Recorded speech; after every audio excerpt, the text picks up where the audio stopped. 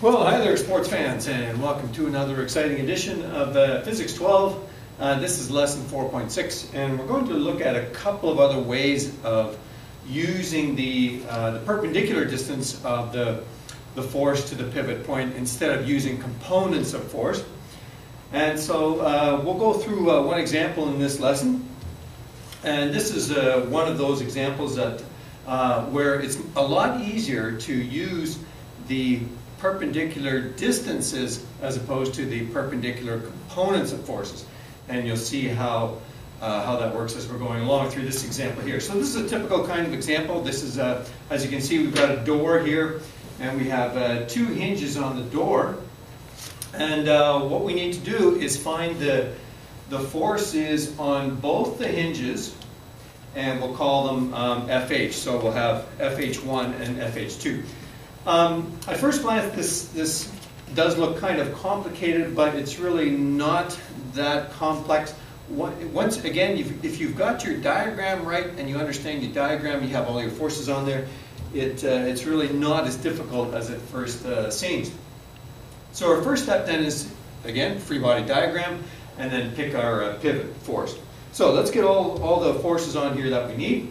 Once again, we'll assume, unless you're told otherwise, and we don't deal with those kinds of problems where the density is not uniform, and so again, we'll just assume that all the mass can be considered to be at the center, right at the center of mass, and so then we'll have the force of gravity on the center of mass, like so.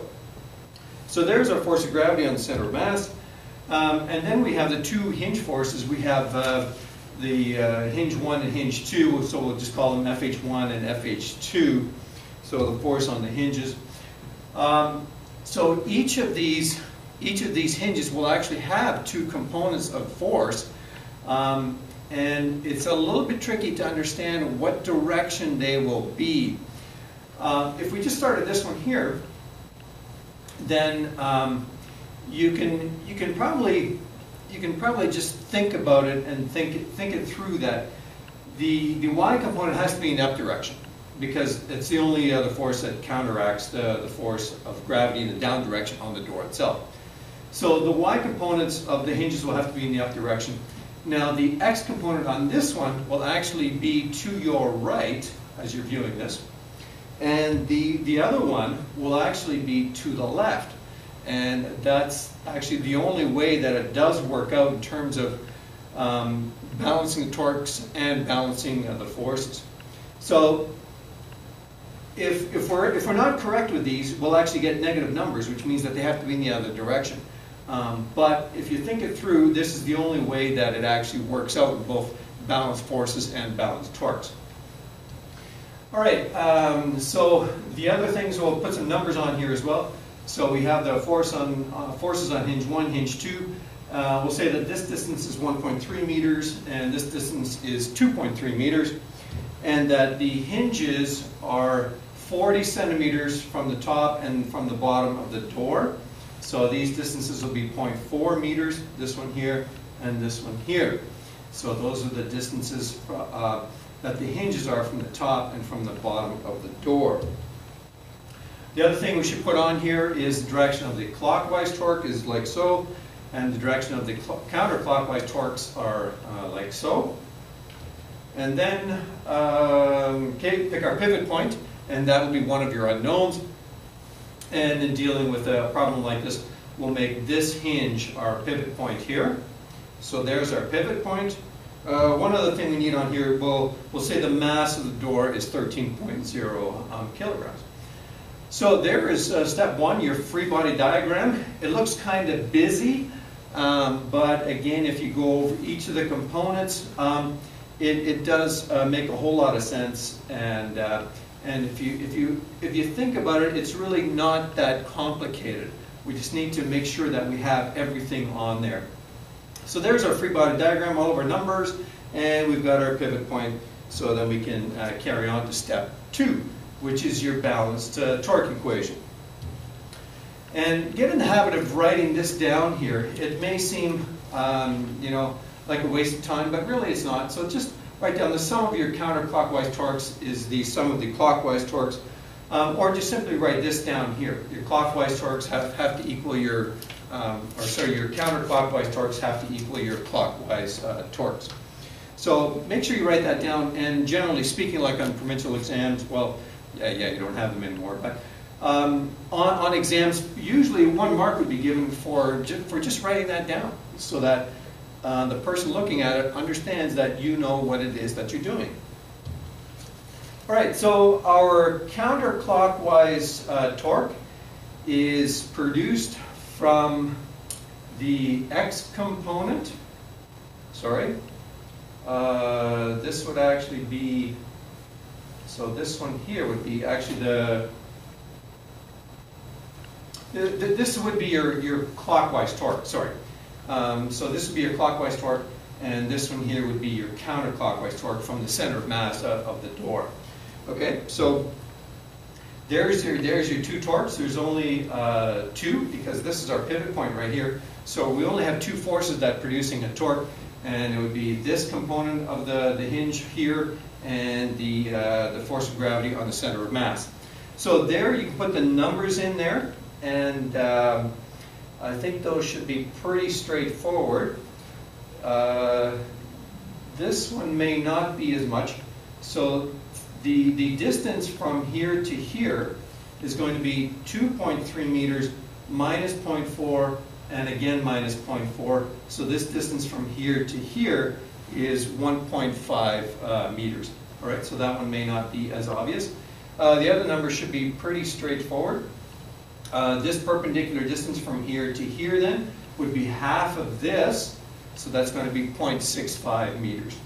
All right, so there's your perpendicular distances.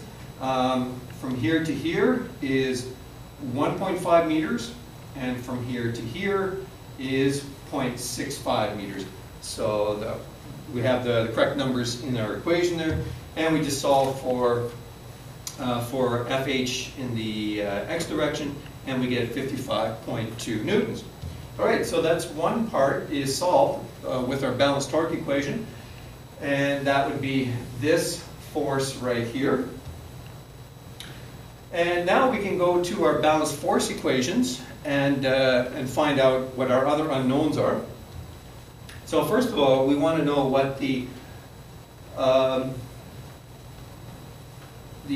we go in the x direction here first, then if we look here, then we can see that we have only the 2 forces in the x direction. And so that means that they have to be equal in order to have balanced forces. So the x component of this hinge here then has to equal the x component of this hinge right here. So that's reflected in the equation right there. So now we know that both the x components are going to be 55.2 newtons. This one will be in that direction, and this one will be into the other direction. So now if we go to the y direction, we're also going to make an assumption here that each of the hinges takes half of the load of the door. So in other words, this y component is going to equal this y component. So we'll write that down there as well. So seeing that they equal each other, we'll just call them both FHY.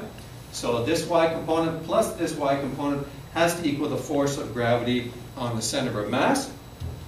And then very easily we can get FHY. So the force of gravity in the center of mass is just going to be 13.0 times 9.8. And then we divide that by 2, and we get 63.7 newtons. So each component, each y component of the hinge is going to equal 63.7 newtons. All right, and then now, as our final step, we need to write down what the resultant force is on each of the hinges. So we'll start with the hinge 1, this one over here. So it has an x component of the force, which is 55.2 newtons, and the y component is 63.7 newtons.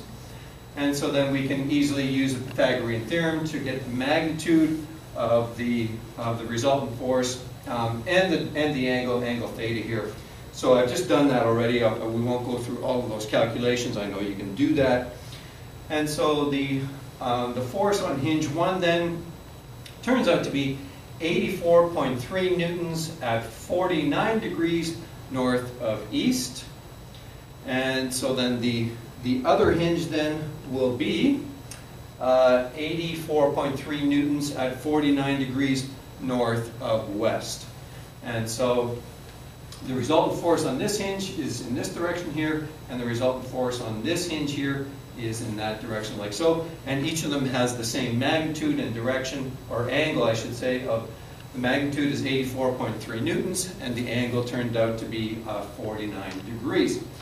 So once again, just make sure you've got a very detailed diagram. Make sure everything is on your diagram, and then pick your pivot point. And then once again, your balanced force equations, balanced torque equations and your balanced force equations. And that will get you to success in solving these kinds of problems. So this is just another one where we're using the perpendicular distances instead of the perpendicular components of force in order to solve this kind of problem.